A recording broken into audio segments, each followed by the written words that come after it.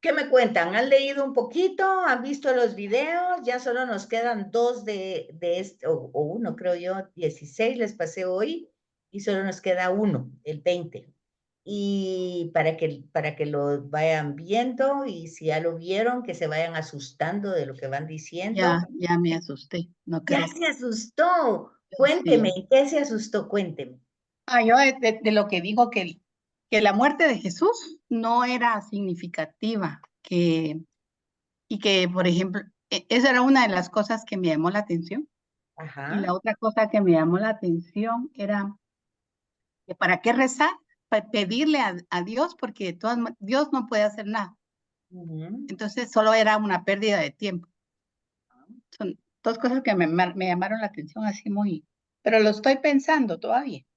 No, pero lo que pasa es que son opiniones de él. Sí, sí, sí. Y ya saben Ujú. ustedes que las opiniones pues se oyen y no tienen por qué escandalizarme, sino que simplemente el tema donde ustedes se tienen que enfocar es lo que él lo que es un especialista en el Apocalipsis, ¿verdad? Sí, sí, sí. Ujú, Entonces hay que ujú. fijarse en lo que él desarrolla sobre ese tema. Los comentarios, sus opiniones que él vaya dando, pues uno las escucha, pero uno tiene la propia, considero. Claro, claro. Entonces eso no debe de afectar, porque es como cuando ustedes van a una librería, digamos, católica. Todos los libros que están ahí, no crean que todos tienen la misma opinión. Ay, no. No. Todos tienen diversas, son distintos Sí, comentarios, y una persona para decir realmente, yo considero que este es el adecuado, habrá que haber leído muchos para decir muchos. este es en el que yo me coloco, ¿verdad? En todo caso, como yo les dije al principio, esto no era para que ustedes, es para que ustedes vayan viendo todas las perspectivas, los comentarios, y de hecho, les dije, solo les pasé la parte como bíblica, Sí, porque son 20 videos y de los 20 solo estoy pasando 5 de los bíblicos, porque luego hay otra serie de distintos autores especialistas en el Apocalipsis, pero que tienen su propia opinión, su propio sí. comentario. Entonces, ¿qué es lo que nosotros como estudiosos de Sagrada Escritura debemos de entender? Primero debemos entender que la teología es una reflexión desde Dios, Ajá. y es válida, porque eso no está ahí como algo que ellos estén fuera de la iglesia, ellos están dentro No. de la iglesia, Ujú. invitados por un sacerdote en una escuela de formación, pero vean la importancia pedagógica y didáctica de eso. Es ampliar la visión, no cambiarles la creencia, porque de eso no se trata. Pues si Trata. ustedes van a un libro, lo leen, no es que ya, o sea, ya se van a ir con el libro porque ahí decía eso. No, ustedes tienen la Sagrada Escritura, ustedes ven el texto. De hecho, el texto que acompaña la clase es este. Y este es el que les está dando el lineamiento que yo espero que lo estén leyendo. Porque en la página anterior, pues que vimos, ya no nos da tiempo mucho hacerlo aquí porque apenas tenemos un periodo muy corto. Entonces están los símbolos. Ahí en esa parte de los símbolos, que si ahorita estamos en esta página, permítame, vamos a ver qué número de página es esta. Quiero ver, es la página 220, antes de la, o sea, 218, 19, está todo el tema de la simbología. O sea que el texto, el género literario apocalíptico se escribe a través de símbolos. Sí. Entonces, yo tengo que entender los símbolos para entender el texto. Punto número uno. Si no lo han leído, por favor, léanlo. Y hoy vamos a entrar al tema de la construcción del texto, pero antes de eso, porque me imagino que no lo han leído, vamos a ver la importancia de los números. Y entonces les encargo que también lo lean, la simbología, y aquí entonces estamos, hoy nos toca la página 221 en adelante, y vean lo que dice en este párrafo. En Apocalipsis el número más importante es sin duda el 7. Significa plenitud y a la vez es utilizado junto con el número 12 para simbolizar un motivo teológico fundamental que el autor quiere que quede bien patente para la comunidad. O sea, el escritor está escribiéndole a una comunidad que le entiende lo que le está diciendo, porque entiende los símbolos que está utilizando. Es una manera como clandestina porque están viviendo una realidad de persecución. Pero las personas que son sus auditores, los que están oyendo el auditorio, los destinatarios de este texto, le están entendiendo, porque conocen la simbología y conocen la numerología que va a utilizar el autor. Entonces, en las páginas anteriores a esta, está toda la explicación de los símbolos. Y en este número y en esta página, toda la explicación de los números. Pero ¿por qué quise empezar por aquí? Porque los primeros capítulos, después del prólogo, por lo menos 1 y 2, 3, habla a las 7 iglesias. Entonces, es importante que nosotros entendamos que en números el 7 significa plenitud. Entonces, si está hablando a las 7 iglesias, o sea, a las 7 comunidades, es un lenguaje universal, o sea, le está hablando a todo, a todos. Hay un grupo que le está escuchando y que le entiende, pero el autor está pensando, este mensaje no es solo para ellos, es para el universo entero. Porque las circunstancias que están viviendo no van a ser las únicas, ni solo a ellos les va a pasar, va a seguir pasando en el mundo y entonces ese es el motivo teológico fundamental que el autor quiere, ¿verdad? Que la comunidad lo comprenda perfectamente bien. Y por eso van a haber relatos de 7 iglesias, de 7 lámparas, de 7 sellos. O sea, el número 7, para que lo tenga claro, significa plenitud, ¿verdad? Plenitud. Y entonces dice, este número, ese 7, simboliza la alianza, porque tiene siempre, Dios está siempre fiel a esa alianza, alianza de Dios con su pueblo, una alianza que se mantiene siempre fiel. Entonces el número simboliza la alianza. Fíjense, el número 7, cuando está hablando de 7 iglesias, de 7 sellos, todo eso tiene que ver con el tema de la alianza. Y luego, cuando este número se multiplica o se suma, cuando se suma el 3 y el 4, dan 7. Entonces va a utilizar el número 3, el número 4. El 3 simboliza plenitud también y es la cifra que suele utilizarse para Dios. Acuérdense, Dios es trino. Y recuérdense que en la antigüedad se ponía como un triángulo, ¿verdad? Para su representación, porque también significa eso.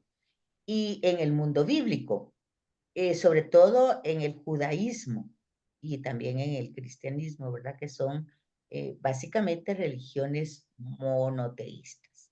Entonces, aquí encontramos también el tema de la base de la Trinidad. Entonces, el 3 tiene un valor absoluto en ese sentido y que le va dando Apocalipsis y los distintos temas que se van a ir desarrollando en el Antiguo Testamento que también utiliza este género, como Daniel o Ezequiel. Entonces, luego, si se tiene presente todo esto que estamos diciendo, se comprende por qué Apocalipsis está estructurado en septenarios. Así se llama toda esa parte de los 7 que forman varios capítulos, ¿verdad? Está estructurado, porque ese es el tema de hoy, la construcción de Apocalipsis, cómo se construye este género literario. Ya dijimos por símbolos, ya dijimos por números, y este género está estructurado en septenarios. Y eso es lo que vamos a ir viendo. Y estos septenarios lo que transmiten es una buena noticia a la comunidad, pues de alguna manera subliminal, pero eficaz, está diciendo que a pesar de las dificultades y persecuciones que padece por todos lados por los poderes del mal, a pesar incluso, fíjense, de los fallos de las mismas iglesias cristianas, por eso es que cuando empieza a cada iglesia, primero le habla de sus cualidades, pero después habla de sus fallos. A pesar de esos fallos, a pesar de toda esa realidad, Dios, que es fiel a la alianza, fíjense bien, no es fiel al hombre, es fiel a una promesa que él ha hecho de sí mismo, de hacer una relación. O sea, Dios es fiel a sí mismo, no es fiel a nosotros, ¿verdad? Es fiel a sí mismo. Y él en su amor, en su voluntad amorosa, quiere hacer una alianza, un acercarse.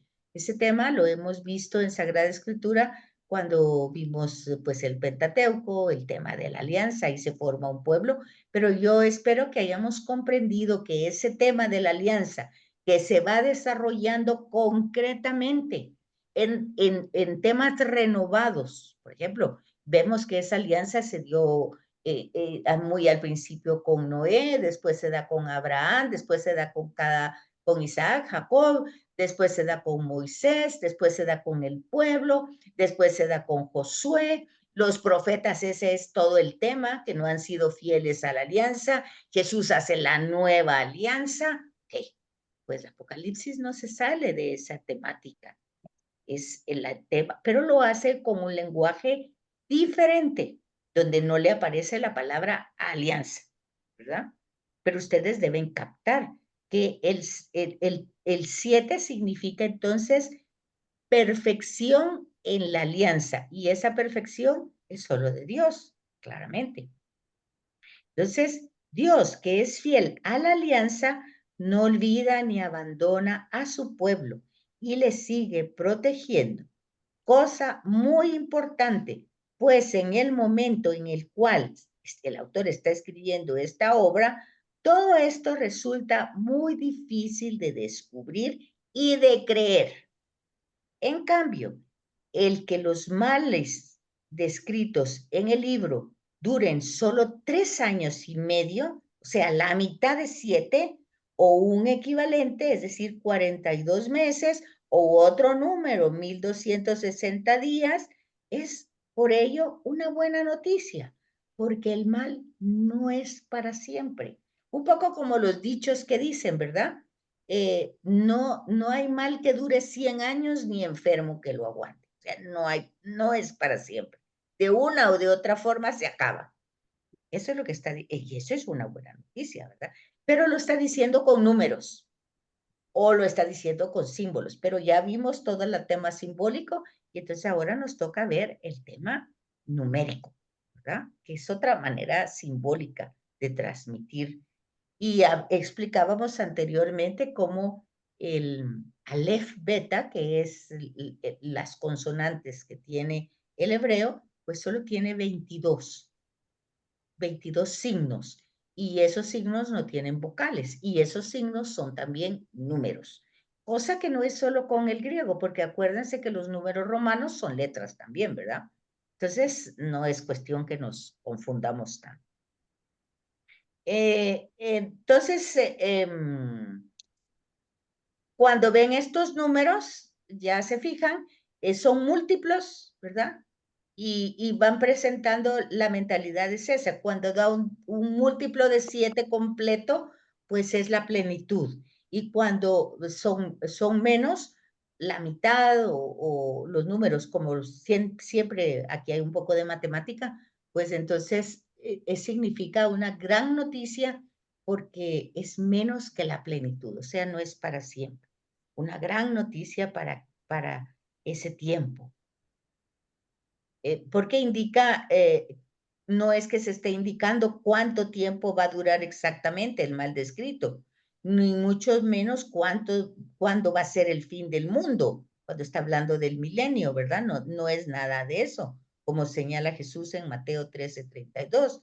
Dios no revela ni siquiera, eso no se lo revela ni siquiera al Hijo, cuándo van a ocurrir esos acontecimientos anunciados por el vidente, que tampoco es un vidente que esté viendo imágenes extraterrestres, sino que realmente lo está viviendo, porque ya eso lo dijimos hace 8 días, él está en el momento en que están sucediendo los acontecimientos, pero al relatar, al narrar los acontecimientos, él se coloca en una época anterior.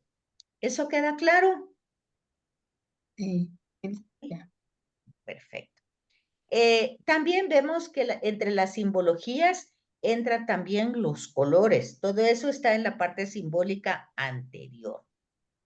En este sentido, hay que colocar también en el marco de la buena noticia en contra de la manipulación que van teniendo esas cifras, ¿verdad? Por las sectas.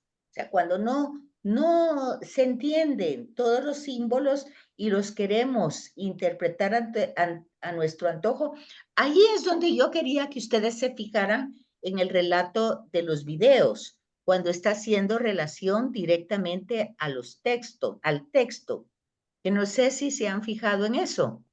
Llegado. ¿Cómo? Sí han puesto atención en relación al tema apocalíptico cuando lo han leído, cuando han visto ese video, cuando él está hablando de estas cifras, de estas cantidades. ¿Sí lo notaron un poco? Ujú.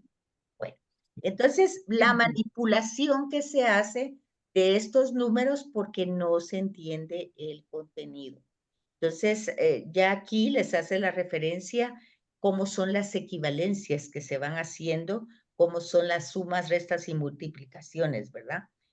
También hay que interpretar simbólicamente los temas de los ángeles, de los juicios.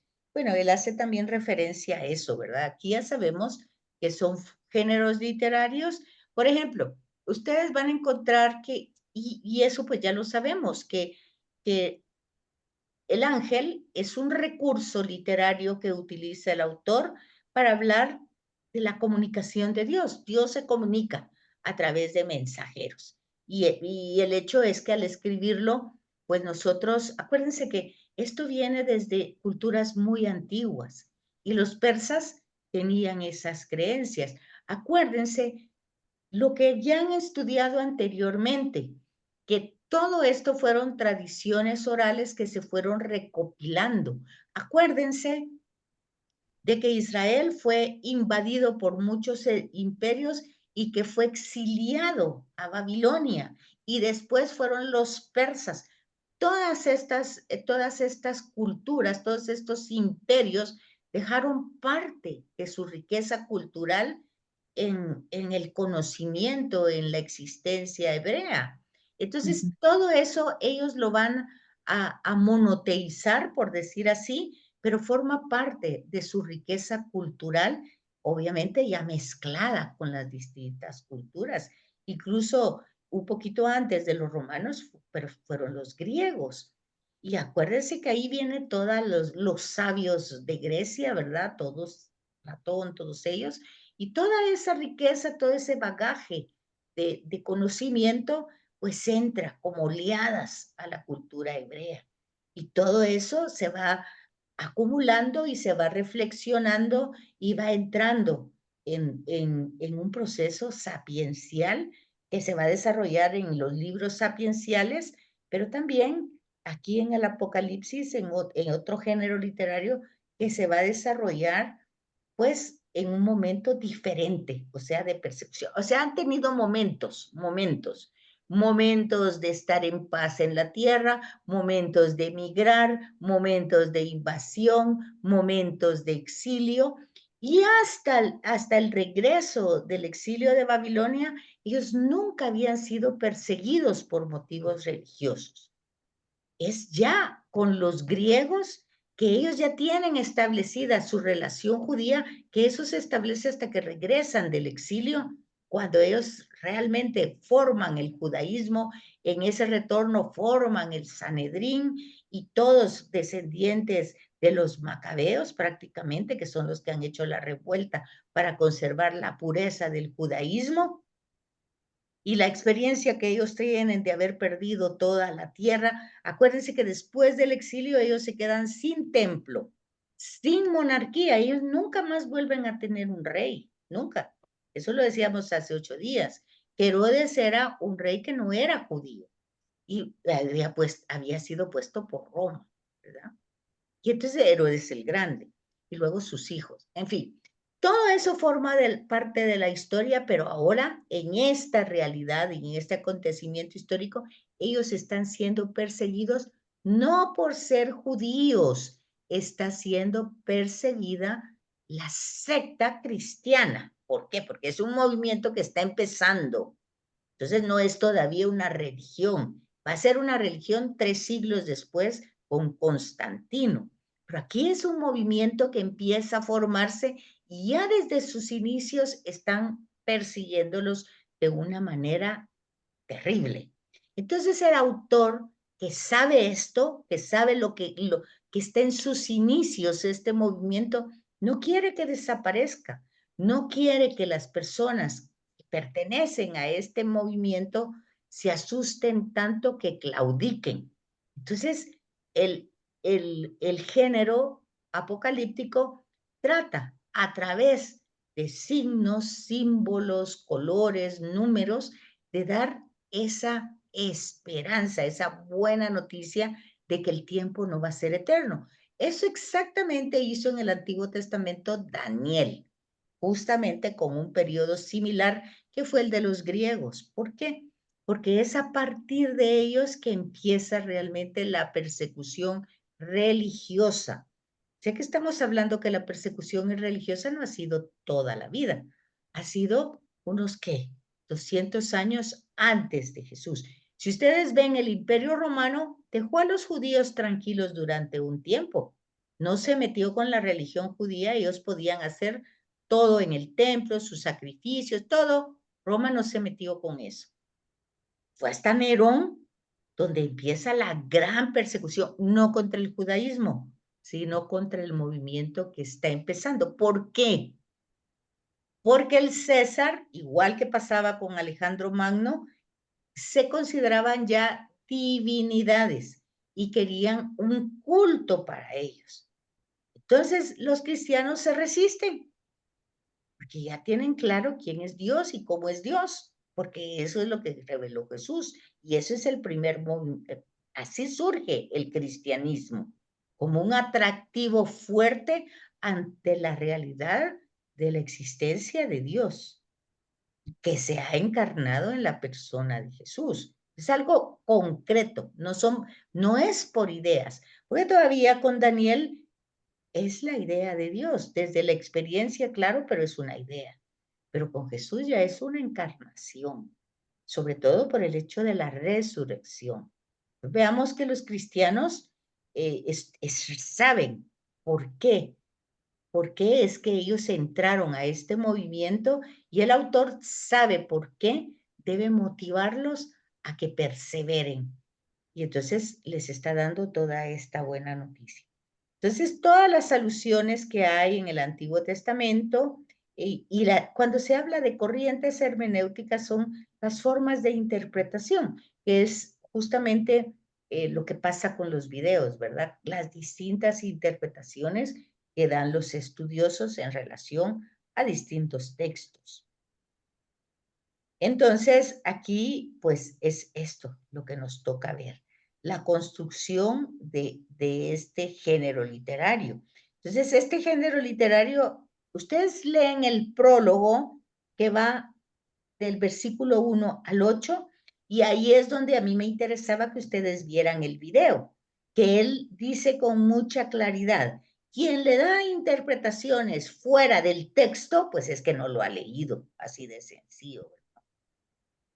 Porque tanto el prólogo como el epílogo le van dando el sentido de la temática, va dando el sentido de una atmósfera de serenidad, de confianza, en consonancia con el tono claramente litúrgico. O sea, dentro de toda esta simbología y de toda esta clave escriturística va una celebración litúrgica. Fíjense que la liturgia siempre es una celebración, es una alabanza. ¿Qué caracteriza, eh, eh, qué caracteriza a toda la obra? Porque está llena de himnos litúrgicos que cantan el señorío de Dios y del Cordero. Acuérdense que el Cordero está degollado, pero está de pie. Es una manera de decir, pues, que no está muerto, ¿verdad? Lo degollaron, y si lo degollaron es que lo mataron, pero está de pie, entonces está vivo, no está tirado ahí, ¿verdad? Ni con la lengua de fuera, no, está parado, de pie. Entonces, son símbolos que hay que ir entendiendo en sentido litúrgico. Entonces, aquí en las 7 iglesias van a encontrar ustedes la primera de las 7 bienaventuranzas, que es dichosos los que escuchan las palabras de esta profecía y guardan lo escrito en ellas, porque el tiempo está cerca. Entonces, es una bienaventuranza y viene confirmada con los versículos 4 y 8, ¿verdad? Son formuladas de modo del diálogo litúrgico, subrayando con el amén, que el amén significa así es o así sea. Y entonces ahí vamos encontrando esos lugares claves. Entonces, aquí en el libro tienen ustedes pues la primera parte y las citas, ¿verdad? Juan a las 7 iglesias. Aquí empieza toda esta formación del septenario, ¿verdad? Todo va a ir en 7. Ya saben ustedes por qué. Cuéntenme, ¿me van comprendiendo? ¿Me estoy dando a entender o está confuso? Pues el libro a mí me pareció muy claro, pero díganme Sí. ustedes. ¿Sí? ¿Les parece que está bien? Y entonces los videos es para enriquecer el tema del Apocalipsis, ¿verdad? Para enriquecer este tema de estudiosos que lo hacen. Luego hay que fijarse las opiniones y comentarios personales, pues ya son eso, comentarios y opiniones personales. Pero el estudio del texto, pues los 5 me parece que son los que hicieron este tema en esa escuela, pues los 5 son muy enriquecedores en el texto. Ya luego los comentarios, ya ustedes tendrán la capacidad de descubrir eso, que son comentarios. Licenciada, un comentario Sí. del último video, Ajá, cuando se enfoca en Daniel. ajá.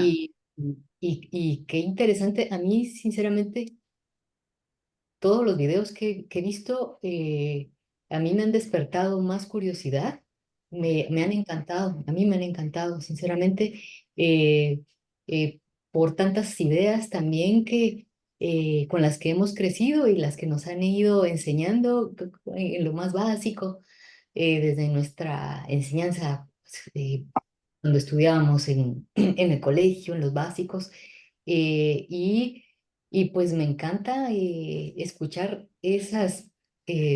esos comentarios propios y me han dejado con la idea de seguir investigando. Me gustó mucho la primera parte cuando hablan de la liturgia, cuando hablan, qué increíble, y me cuestiono muchas cosas y ahora observo más lo que pasa en la liturgia y le encuentro la lógica sobre el agradecimiento y sobre también lo de pedirle a Dios, si Él ya sabe qué necesitamos. Entonces, me encanta eso, es como lo veo. Entonces, y en lo de Daniel, sobre cómo dicen ellos que, dice el especialista, eh, no adivinaban, sino ellos contaban una historia que ya habían vivido. Entonces, Exacto. me encanta porque no todo es como lo pintan, sino hay que entenderlo hay que comprender la visión de los especialistas en los temas, ¿verdad? Ajá. Y bueno, si ellos están exponiéndolo, sí citan y dicen, bueno, ¿por qué es que opinan esto? ¿Por qué razones? No todos eran profetas, dice, y eso me dejó, pero qué increíble, no todos eran profetas. Entonces, me encanta, mi licenciada, y esto de Daniel sobre que ellos contaban algo que ya habían vivido, una historia O que que ya estaban viviendo, o que han estaban vivido. viviendo, pero se colocan en un tiempo anterior. Y es eso, lo que pasa es que la fe debe madurarse.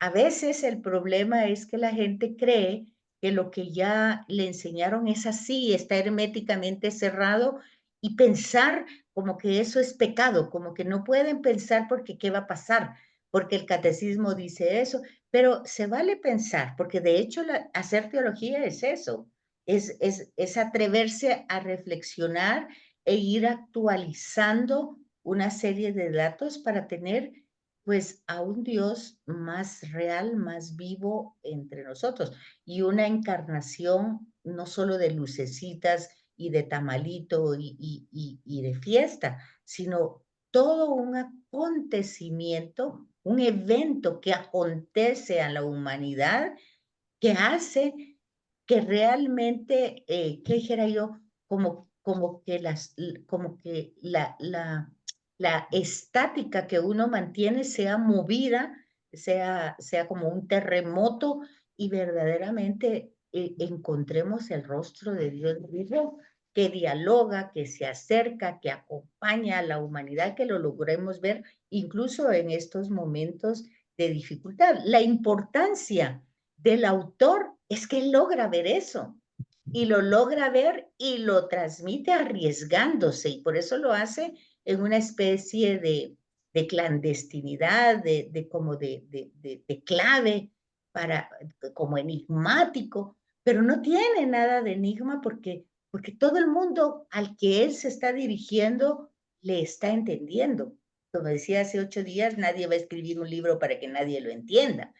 Alguien le está entendiendo, muchos le están entendiendo y está llevando a una actitud esperanzadora. Vean, por ejemplo, gracias, Rosana. Muy bien eso y bueno, ya más adelante vamos a ver si mandamos las demás cuando terminemos esta parte solo falta una de Ariel y ya las demás son otros especialistas en el tema. Creo que hay 2 mujeres o una, no recuerdo. Y luego está Javier Picasa, que ha escrito bastantes libros. Creo que es sacerdote también. No recuerdo ahorita tanto. Pero el hecho es de que todos tienen enfoques muy válidos y con una fe muy madura, porque pueden dar su opinión y argumentar, que de eso se trata. No se trata solo de opinar y hacer comentarios, sino de argumentar por qué pienso así. Y como se fijan en esos videos, al final hay preguntas. Hay preguntas y va incluido ahí, ¿verdad? Y un poco despertar, sangolotear un poco la mente humana para que salga de esa estabilidad que mantiene en sus creencias y se atreva a ver un poquito más allá de lo que es Dios, ¿verdad? Entonces, a mí me ha gustado mucho, pero sí entiendo que pasa eso, pues que si no captamos, ya digo, ay, no, esto mejor no lo miro porque no sé qué va a pasar, ¿verdad? Bueno, vean ustedes aquí, por ejemplo, pues ya tiene aquí abajo las citas, pero lo vamos a leer. Juan a las 7 iglesias que están en la provincia de Asia. Hay un tema importante aquí que tenemos también que entender. Cuando yo pregunto a veces, bueno, ¿cómo se formaron las comunidades? Entonces la mayoría de gente dice la formaron los apóstoles. Ustedes se fijan que no es así. Aquí las comunidades están en Asia. Entonces, des en cuenta que por ejemplo, Pablo escribe a Roma. Marcos, el Evangelio es, sus destinatarios son los paganos romanos que se han convertido al cristianismo. Digamos, Lucas escribe, sus destinatarios son a los griegos paganos que se han convertido al cristianismo. Y solo Mateo escribe a judíos. Y Juan escribe a una herejía, pues a destinatarios que siguen a esa herejía del gnosticismo. Entonces, vean que solo allí tenemos 4 comunidades diferentes. Pablo, sus cartas son a los Gálatas, a los de Tesalónica, a los de Corinto. Esas son otras comunidades. Y aquí encontramos otras comunidades. Entonces, des en cuenta que la formación de comunidades no fue solo apostólica. Bueno, los apóstoles dan su mensaje, lo transmite, pero este se va desarrollando y se va ampliando con distintas oleadas. Y las persecuciones también ayudan, porque al salirse ellos, se van a llamar los judíos de la diáspora, llevan el mensaje a los distintos lugares, no necesariamente es el apóstol. Sí puede ser el apóstol el que dio, como se escribe en los evangelios. Se dice Marcos, pero ya sabemos que no fue Marcos, fue una comunidad.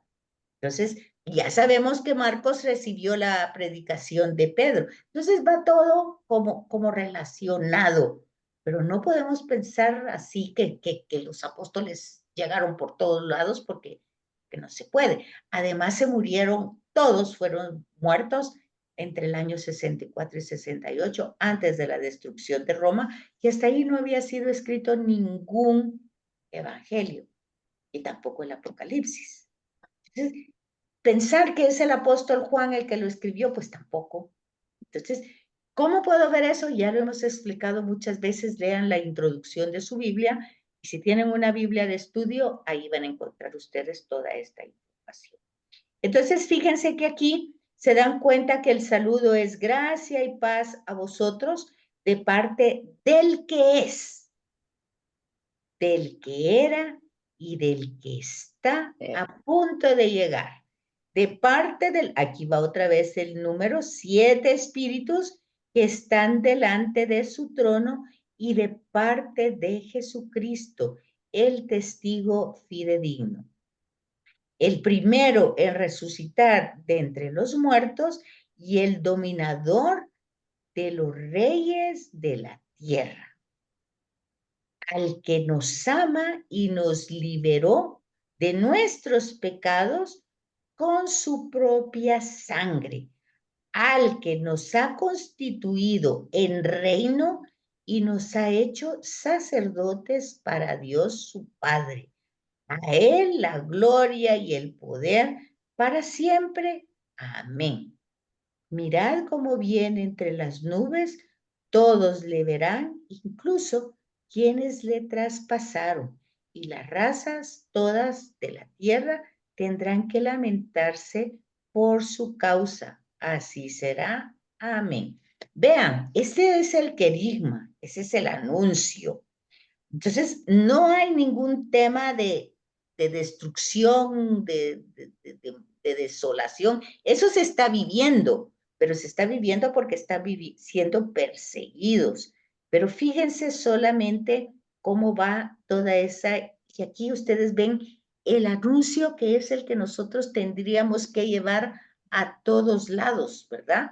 No empezar con que vayan a misa, recen el rosario, sino empezar con el anuncio de quién es Jesús y por qué ante el sufrimiento, el dolor y la muerte, la perseverancia y la fe en quién, ¿verdad? No en que me voy a ir al cielo o me voy a ir al infierno, no. Aquí hay un personaje que realmente es el que ha actuado por amor y dice, testigo fidedigno, o sea, al que yo no solo por fidelidad, sino por dignidad debo de creerle porque realmente está. Entonces, todos esos verbos, el que es, el que era, el que está, son verbos que debo de entender y asumir a mi propia realidad.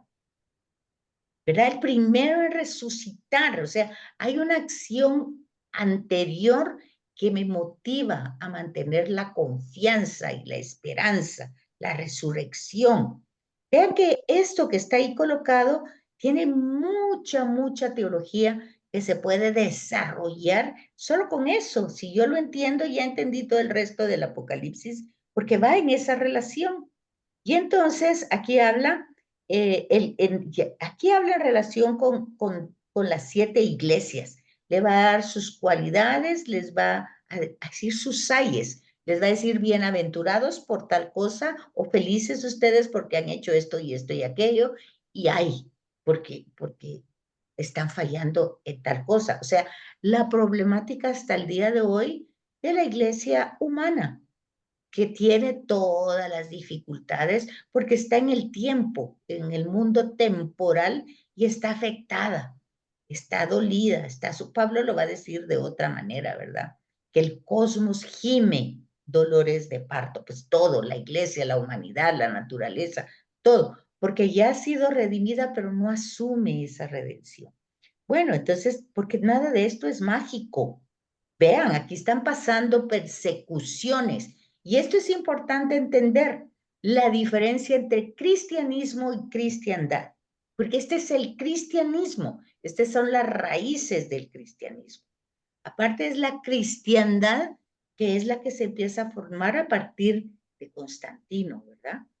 Ya en masa, ya no son perseguidos, ya ellos están ahí bueno, ya el emperador se convirtió, el emperador es el que va a ir convocando los concilios, ya eso va un poquito después, ¿verdad? 3 siglos después, pero ahorita estamos en una época de persecución. Entonces dice, hay que tomar en cuenta también ese contexto litúrgico. Fíjese, aquí utilizó el contexto teológico, situado en por qué nosotros creemos, en quién creemos y por qué creemos. Muy importante estas citas. Y luego el contexto litúrgico, que podría, dice, utilizar la forma o el género epistolar. O sea que pareciera que estos a las iglesias que se va transmitiendo, que fueran como unas cartas, como lo que hacía Pablo, ¿verdad? Entonces tiene por lo menos esa estructura. Y con ello dice, el autor enmarca en forma de carta toda la obra, y la cual nos recuerda a Pablo, ¿verdad? Y acuérdense que Pablo es lo primero que está escrito, lo primero que se escribe del Nuevo Testamento. Y esto se supone que va a ser lo último, ¿verdad? Aunque realmente lo último que entra en el canon de los evangelios del Nuevo Testamento es el Evangelio de Juan. Y seguramente esto también, ¿verdad? Por su manera en que está escrito. Entonces dice, estas cartas de Pablo eran leídas en las reuniones litúrgicas. Acuérdense que la liturgia es un lenguaje que expresa la alabanza, el amor, el reconocimiento de Dios. O sea, la liturgia es celebración. Por eso se dice, la Eucaristía es una celebración de acción de gracias. Claro que si ustedes entran a un templo, nunca van a encontrar a la gente feliz en la misa, algunos dormidos, otros que no entienden, otros distraídos, lo que sea, otros llegando por compromiso, pero el sentido verdadero y auténtico es celebrar. ¿Y celebrar qué? Esto que leímos aquí anteriormente. Esto es lo que celebra la iglesia y es lo que el autor quiere que las comunidades se centren en eso para tener la esperanza y el ánimo de perseverar. Entonces dice, pero esta relación no es necesaria, pues el contexto de carta podría deberse al hecho de que Juan está alejado de las comunidades de un desierto, está desterrado, ¿verdad? Está desterrado en Patmos. Entonces, todo esto lo tenemos que comprender. Y aquí tienen entonces la carta a las 7 iglesias, está del capítulo 1, versículo 9 al 4, o sea que está en 4 capítulos. Es importante que ustedes lean esto porque ya no da tiempo. Y después en el numeral 3 aquí, este es el numeral 2, en el 3 tenemos el septenario de los sellos. Entonces, va a ir desarrollando el septenario, concluye con la liturgia eclesial en el capítulo 4 del 1 al 11, es la conclusión en la cual la creación simbolizada por los 4 animales de los pueblos de Dios en el Antiguo Testamento y el Nuevo Testamento. Ahí va una serie de símbolos que están representados por alabanzas, cantos, glorias, a Él el poder, la gloria, todos pues, son temas triunfales, y el quinto septenario. Todo eso está desarrollado en las iglesias como liturgia, en las comunidades. Y luego el 3 viene el septenario de sellos, que va del capítulo 5 al 8, que es para que ustedes lo vayan leyendo. Después continúan y se van a fijar de que todo eso son acciones liberadoras. Este es un tema como mayor. Luego viene el septenario de trompetas, del capítulo 8 al 14. Bueno, entonces no nos va a dar tiempo pues que ustedes vayan, pero sí tienen que ir leyendo y compartiendo, y los videos pues solo son una manera de ampliar la mentalidad. Bueno, los dejo porque ya me pasé 6 minutos y tienen otra clase. Así es que feliz noche, por favor lean, y ya tienen el otro video, y si los asusta mucho pues ya solo el quinto y ya no les mando más, y si quieren más me dicen. Feliz noche. Gracias, licenciada. Gracias. Buenas noches, Gracias, licenciada. licenciada. Feliz Gracias, noche. licenciada.